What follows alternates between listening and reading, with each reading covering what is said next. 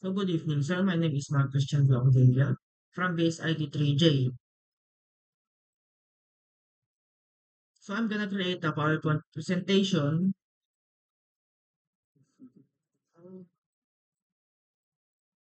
of this for assessment. So let's proceed. Assessment 1, form handling and validation in Laravel. So number 1, the importance of form handling and validation in Laravel. Form handling and validation keep data accurate and secure. They prevent invalid entries, SQL injection, and ensure reliable system performance. Number 2, key Laravel security features. So CSRF tokens to block fake form submissions. So Eloquent ORM to prevent SQL injection. Then validation rules to filter unsafe data. Number 3, basic form process. Create a blade form and add CSRF handle in controller and apply validation rules. Or for custom error messages. So clear message help users fix input errors easily. For example, please enter your email. Okay, number 5, centralized validation. Keeps rules organized, reusable, and easier to maintain. Assessment 2, Laravel authentication and middleware. So middleware role acts as a filter to protect loads and ensure only login users can access certain pages.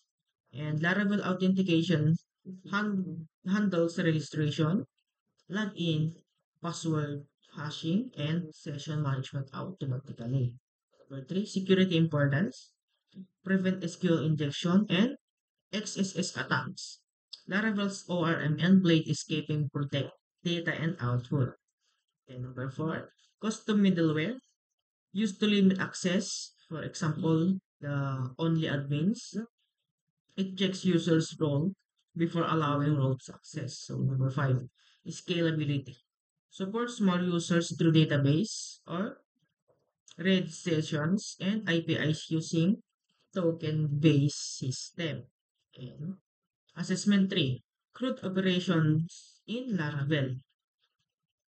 So create operation, use blade form, validate input, save data to the database, redirect with a message, then validation and sanitization. So ensures clean and safe data. Laravel auto handles this with built-in validation. Number 3, read operation. So control retrieves data and passes it to a blade view for display. Then number 4, update operation.